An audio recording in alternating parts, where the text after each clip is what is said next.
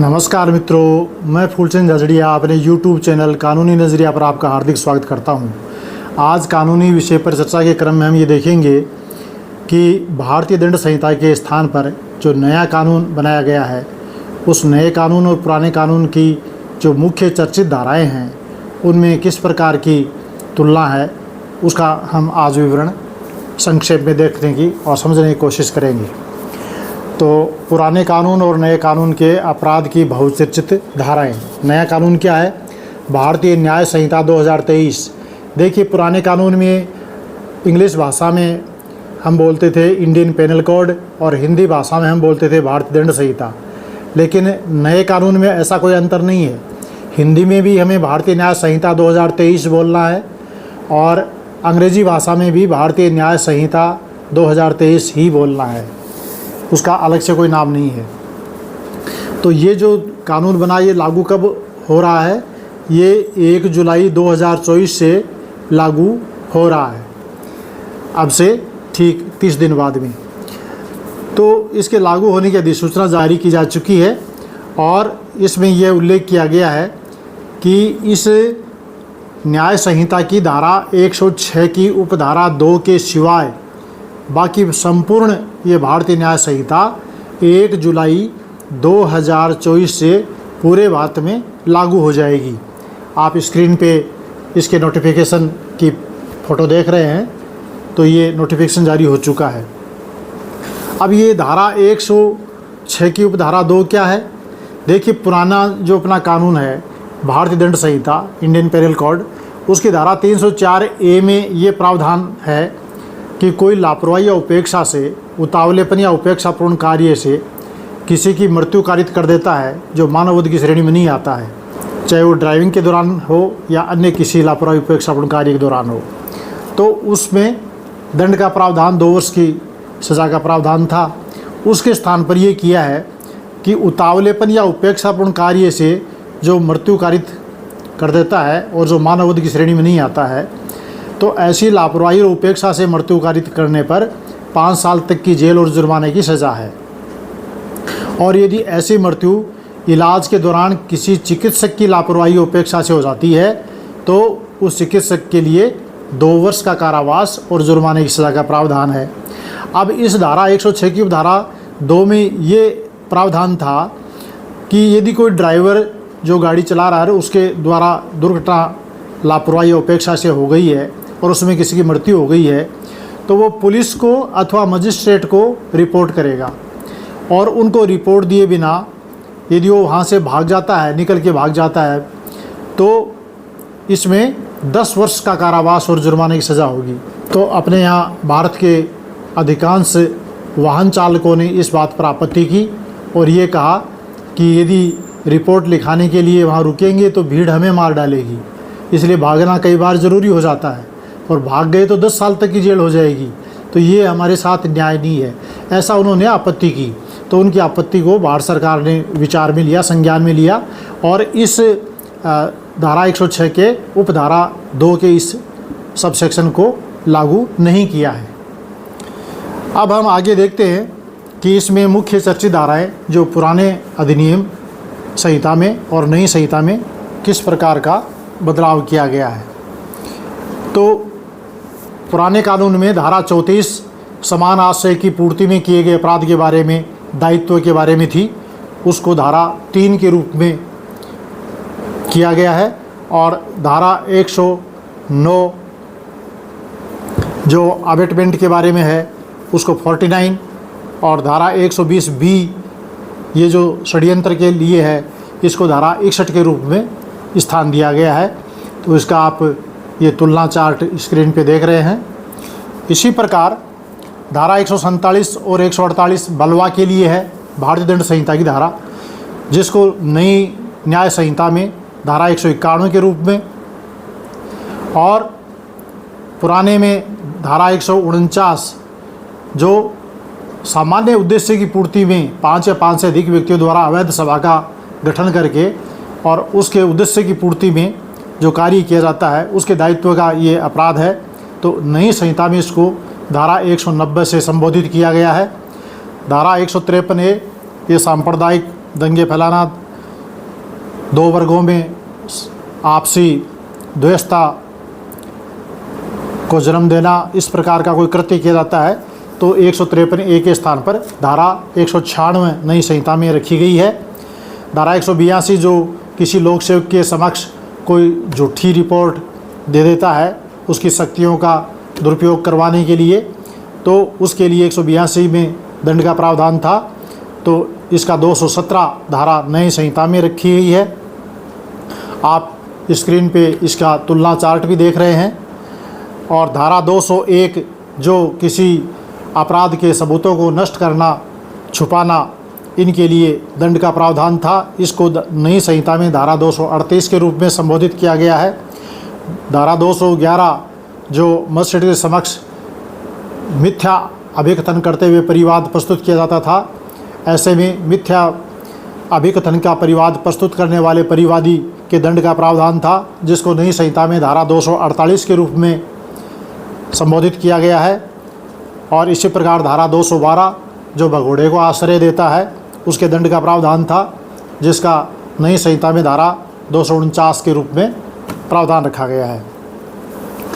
इसके अलावा आगे हम और धाराओं को देखें तो धारा 228 जो लोक सेवक न्यायिक कार्रवाई के दौरान कार्य कर रहा है और उसका कोई अपमान करता है तो उसके लिए धारा 228 में दंड का प्रावधान था, जिसको नई संहिता में धारा 267 228A ये जो महिलाओं के साथ में बलात्कार या छेड़छाड़ के जो इस तरह के अपराध होते हैं उनका नाम प्रकट नहीं करेंगे, उनकी पहचान प्रकट नहीं करेंगे, और ऐसा करेंगे तो 228A में सज़ा का प्रावधान रखा गया था, जो अब नई संहिता में धारा 72 में इसका प्रावधान रखा गया है।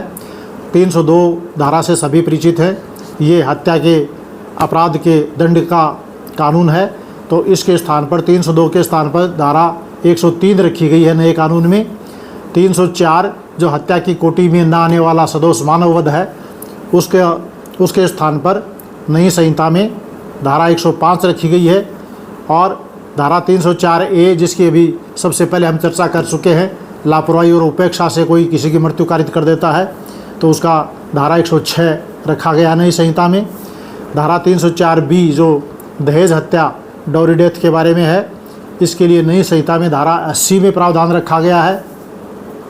धारा 306 जो पुराने कानून की है वो किसी को आत्महत्या करने के लिए उकसाना और दुष्प्रेरित करना इसका कानून है, तो इसके लिए नई संहिता में धारा 108 रखी गई है। स्क्रीन पर भी आप इसका तुलना चार्ट देख रहे हैं। धारा 307 हत्या का प्रयास, अटेम्प्ट टू मर्डर, इसके लिए धारा 109 नई संहिता में रखा गया है। और 308 कल्पेबल होमिसाइड का जो अटेम्प्ट है उसके लिए ये कानून है, जिसका नई संहिता में धारा 110 के रूप में रखा गया है। धारा 309 ये आत्महत्या के प्रयास के लिए दंड का प्रावधान है, जिसका नई संहिता में धारा 226 के रूप में स्थान दिया गया है। और इसमें धारा 226 में कौन सी आत्महत्या का प्रयास दंडनीय है उसका ये उल्लेख किया गया है कि लोक सेवक पर दबाव डालने के लिए कि ऐसा काम आप करो या ऐसा काम आप नहीं करो, इस प्रकार उस पर दबाव डालने के आशय से आत्महत्या करने का कोई प्रयत्न करता है तो ऐसा प्रयत्न करने पर उसको 1 वर्ष तक की सज़ा या जुर्माना या दोनों या सामुदायिक सेवा का दंड दिया जा सकता है। इसके अलावा आगे हम देखते हैं तो साधारण मारपीट और उपहत्या कारित करने पर धारा 323 का दंड का प्रावधान है, जिसका नया कानून नई संहिता में धारा 115 के रूप में है।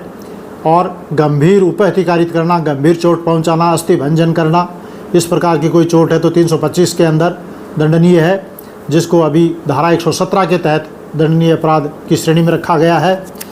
और धारदार हथियार से साधारण चोट या गंभीर चोट पहुंचाना, धारा 324 और 326 में इसका वर्तमान में विधि में प्रावधान है, जिसका नई संहिता में धारा 118 के तहत दंडनीय अपराध की श्रेणी में इसको रखा गया है।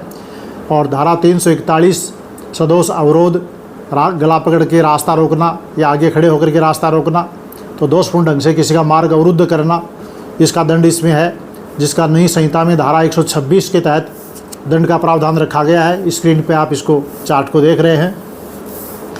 इसके आगे हम देखें तो महिलाओं के साथ छेड़छाड़ के अपराध धारा 354 के तहत दंडनीय अपराध को धारा 74 के रूप में दर्शाया गया है।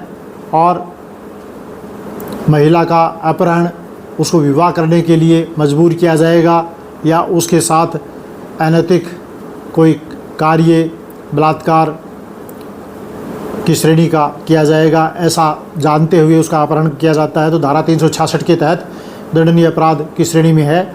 जो वर्तमान में जो नई संहिता हमारे सामने आई है उसमें धारा 87 में इसको रखा गया है।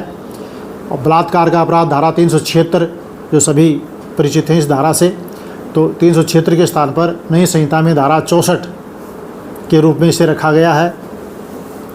और धारा 377 का अपराध जो भारतीय दंड संहिता में था उसको नई संहिता में कोई स्थान नहीं दिया गया है, समाप्त कर दिया गया है। इसको भी आप स्क्रीन पे चार्ट पे आपने देखा है।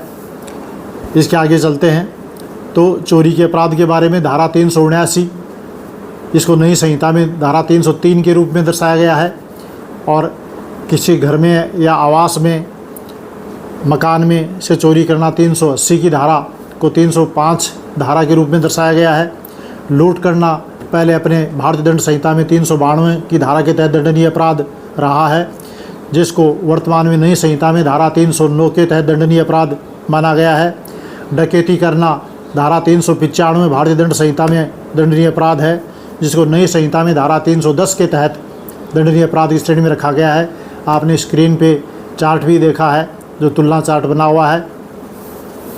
इसके आगे हम देखते हैं कि धारा 406 और 409 ये क्रिमिनल ब्रीच ऑफ ट्रस्ट गबन का अपराध है। और जो महिलाओं के जेवर वगैरह ससुराल वाले नहीं देते हैं तब महिलाएं अक्सर 406 का अपराध का FIR दर्ज करवाती हैं।